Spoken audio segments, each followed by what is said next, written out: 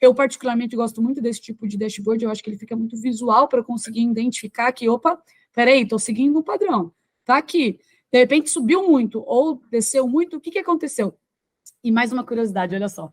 Essa não, eu não vivenciei, mas o meu diretor sempre fala para a gente que logo no início, quando eles estavam fazendo implementação dentro não lembro se era de uma caldeiraria, não lembro, mas eu sei que a gente estava fazendo acompanhamento de alguns fornos. Ele comentou que tinha determinado momento da noite, na madrugada, no turno da madrugada, que dava uma anomalia muito grande, assim, ó, chegava a um consumo diferente do comum. E a gente identificou isso como um ponto de falha, mas precisa ter ali o acompanhamento do processo do cliente, né? Então, assim, eu estou do lado de cá, eu estou aqui no meu computador. Quem está recebendo esse alerta de anomalia está lá no chão de fábrica olhando o que está acontecendo. Então, precisa desse operador para dizer o que está acontecendo.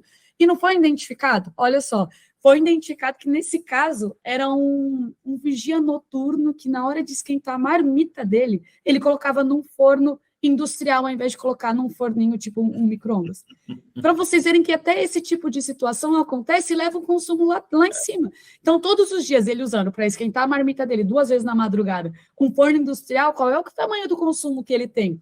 3 horas da manhã? Então, e aí, esse tipo de insight que não tem como a gente que está ali no chão de fábrica enxergar, se não tiver o conhecimento da visão dos dados do processo, né?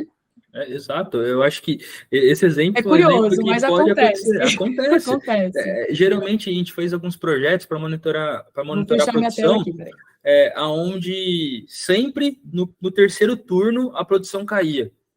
Cara, eu não sabia o porquê acontecia que terceiro turno a produção despencava. A gente colocou um sistema onde monitorava o AE da máquina e começou a perceber que no terceiro turno a operadora parava de 4 a 5 vezes para ir no banheiro, para fumar. Então, a quantidade de paradas que ela fazia que fazia com que a produção caísse, porque ela parava a máquina para poder ir no banheiro, para poder fumar.